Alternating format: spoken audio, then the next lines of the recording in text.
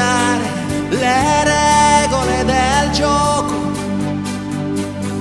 ma voglio viverla così questa avventura, senza frontiere, con il cuore in gola.